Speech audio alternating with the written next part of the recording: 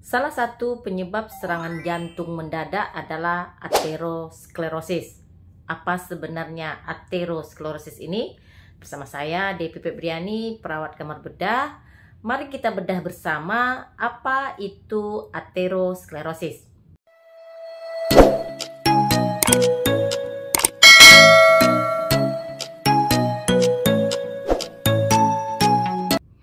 Aterosklerosis merupakan salah satu penyakit pembuluh darah yang paling umum dan seringkali menjadi akar penyakit stroke, jantung, dan masalah sirkulasi darah lainnya yang sangat serius.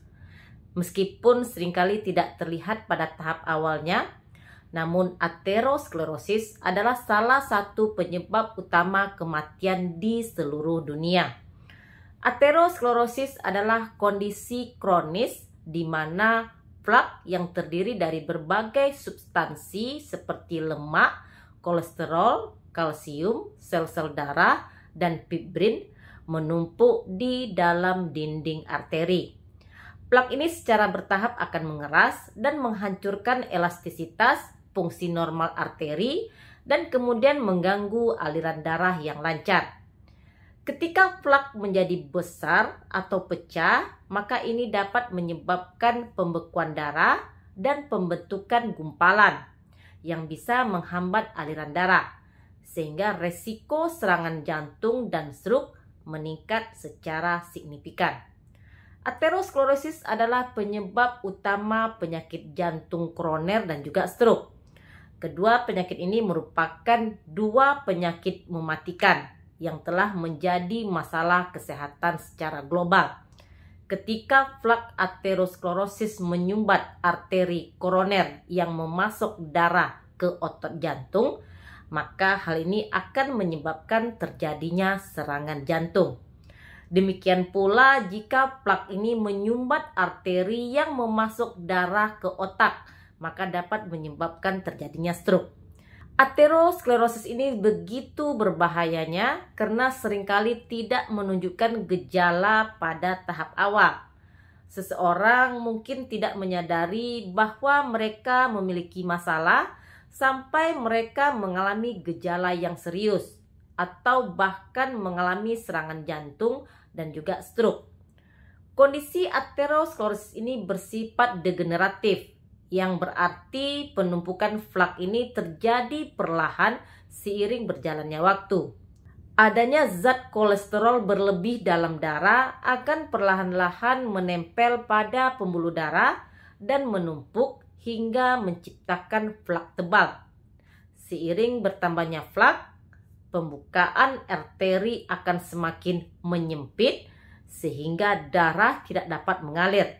Dan ini berarti lebih sedikit darah yang dapat mencapai organ dan jaringan. Ditambah lagi aliran darah yang konstan dapat menyebabkan erosi atau pecahnya plak yang menyebabkan terbentuknya bekuan darah.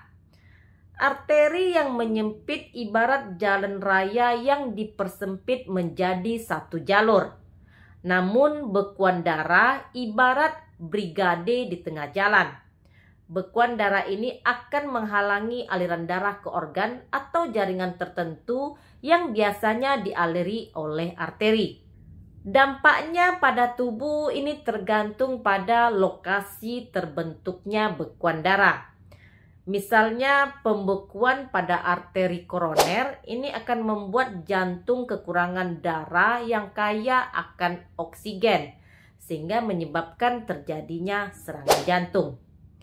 Ada berbagai faktor yang dapat meningkatkan resiko seseorang untuk mengalami aterosklerosis. Beberapa faktor resiko meliputi yang pertama itu adalah merokok. Merokok adalah salah satu faktor resiko utama aterosklerosis. Zat-zat beracun dalam rokok akan merusak dinding arteri dan menyebabkan terjadinya pembentukan plak. Bahkan merokok adalah salah satu kebiasaan yang paling merusak bagi kesehatan pembuluh darah. Kemudian selanjutnya adalah kolesterol. Tingginya kadar kolesterol dalam darah adalah faktor faktor resiko utama untuk terjadinya aterosklerosis.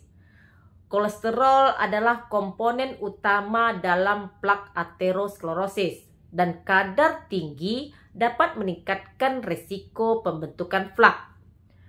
Selanjutnya adalah tekanan darah tinggi.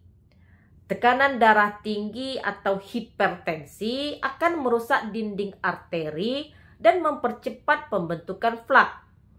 Tekanan darah tinggi juga dapat mempengaruhi kerja jantung dan meningkatkan risiko serangan jantung dan juga stroke. Selanjutnya adalah diabetes.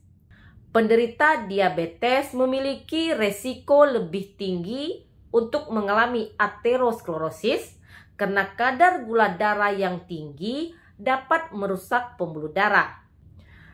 Selanjutnya adalah diet yang tidak sehat.